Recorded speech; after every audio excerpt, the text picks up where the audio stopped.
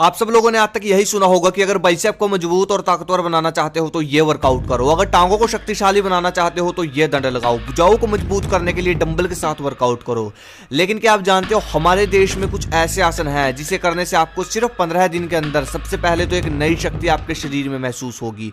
उसके बाद अगर आप अनुशासन के साथ इन सब आसनों को करते हो तो 2 से 3 महीने के अंदर आपके शरीर की बनावट बदल जाएगी। मतलब आपका शरीर नहीं पत्थर बन जाएगा। सबसे पहले तो 1 मिनट के लिए ये चीज सोचकर देखो कि जब पुराने समय में कोई इक्विपमेंट नहीं होता था शरीर को ट्रेन करने के लिए, तो क्या उस समय किसी का शरीर शक्तिशाली नहीं होता था? कितना शक्तिशाली उस समय शरीर होता था ये भी आपको भली भांति पता है, ये तो बताने की जरूरत आपको है नहीं। योगासन करने का सबसे पहला रूल जो है वो ये है कि योगासन सिर्फ खुले में किया जाता है, जहां पर अच्छी हवा हो, शुद्ध हवा हो, जो आपकी बॉडी के लिए अच्छी हो। क्योंकि शरीर की शक्ति बढ़ाना कहीं ना कहीं फेफड़ों के मजबूत होने से भी होता है। फेफड़े आपके तभी मजबूत होंगे जब आप सुबह जल्दी उठकर खेतों में या फिर कहीं पर भी जहां खुली हवा हो वहां पर आसन करोगे। प्राणायाम, जब कोई एक्सरसाइज आप करते हो, कोई वर्कआउट करते हो तो थकते क्यों हो? चलो थोड़ा सा और गहराई में जाते हैं। मान लो आप किसी के साथ कुश्ती करने लग जाते हो, आप तब थकोगे जब आपको सांस चढ़ जाएगी, आपकी सांस टूट जाएगी। अगर आपका स्टैमिना और सांस बना हुआ है, ठीक है, तो आपके अंदर अधिक स्ट्रेंथ होगी, अधिक शक्ति होगी। इससे होगा ये कि आप वर्कआउट करने के लिए जितने मर्जी आप हार्ड वर्कआउट कर दो, बहुत कम थकोगे। मैं बात कर रहा हूँ सूर्य भेदी प्राणायाम की।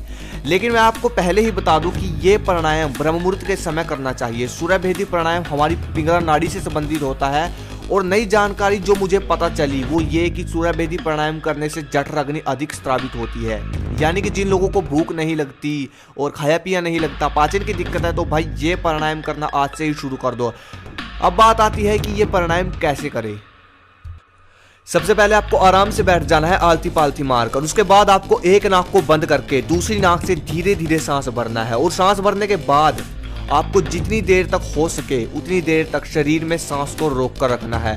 ऐसे ही फिर आपको दोबारा दूसरी नाक से करना है। इसके लिए आप स्टॉपवॉच का यूज भी कर सकते हो। अब आप लोगों के दिमाग में एक चीज तो आ ही रही होगी ना कि ये शक्ति कैसे बढ़ाता है, बॉडी की ताकत कैसे बढ़ाता है, जरा हमें भी समझाओ। तो देखो, हमारे शरीर की आधी ताकत काम वासना की वजह से खत्म हो जाती है।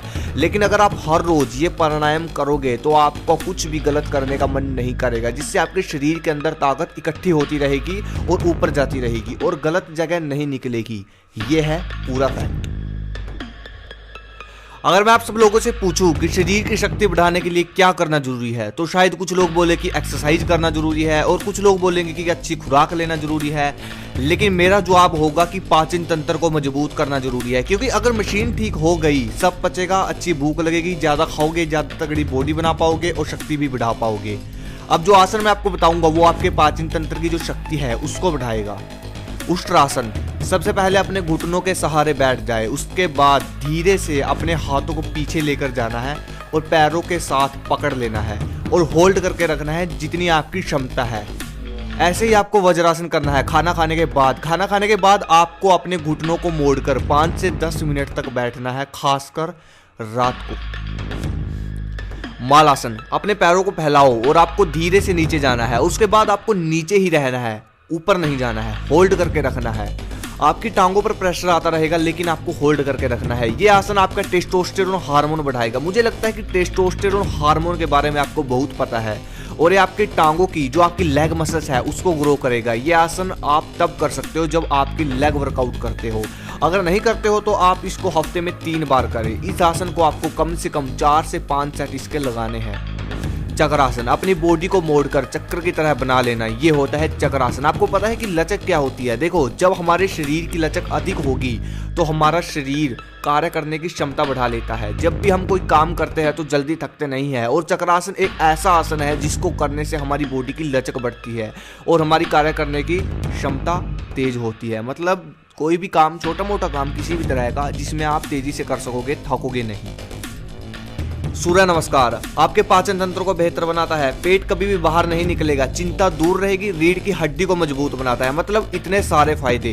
किया कैसे जाता है? अपने हाथों को पीछे ले जाकर नीचे घुटनों पर सिर लगाने के बाद आपको एक दंड लगाना है और ऊपर जाना है। जब आप करोगे तब आपके समझ में आ जाएगा, अपने आप प्रैक्टिस हो जाएगी। जैसा कि आप वीडियो में देख रहे हो वैसे ही ऐसे।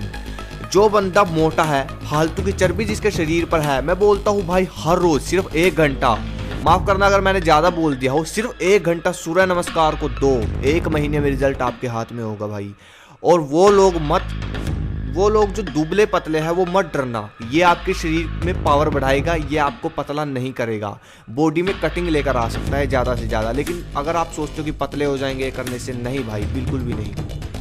भुजंगासन, जिन लोगों को छाती शेप में नहीं है, जिन लोगों की छाती शेप में लानी है, चेस्ट जो है अगर उसको शेप में लेकर आना है तो सबसे बेस्ट है ये। बस आपको ऐसे ही होल्ड करके रखना है जैसे आप वीडियो में देख रहे हो, बस आपको ऐसे ही होल्ड करके रखना है। शायद दिखने में थोड़ा आसान लग रहा हो, लेकिन जब 5 मिनट 10 मिनट ऐसे ही रहोगे तब आपके सब समझ आ जाएगा। अब जो पावरफुल योग मैं आपको बताने वाला हूँ, इसको करने से आपका आत्मविश्वास बढ़ता है, आपका दिल मजबूत होगा, आपका जो कॉन्फिडेंस है वो बढ़ेगा।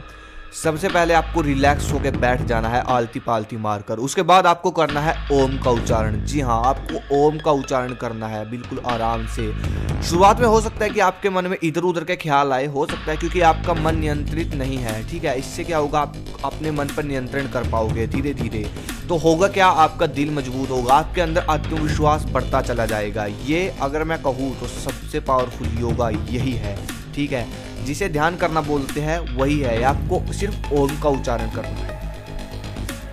क्या आप जानते हो, अगर आपकी नींद गहरी नहीं है, आपको अच्छी नींद नहीं आती, तो आपके साथ ये हो सकता है कि दिन में आपको थकान होगी, कमजोरी फील होगी। अगर आपको भी ये होता है, दिन में आपको थकान रहती है थोड़ी थोड़ी, तो शायद ये हो सकता है कि आपकी नींद गहरी ना हो।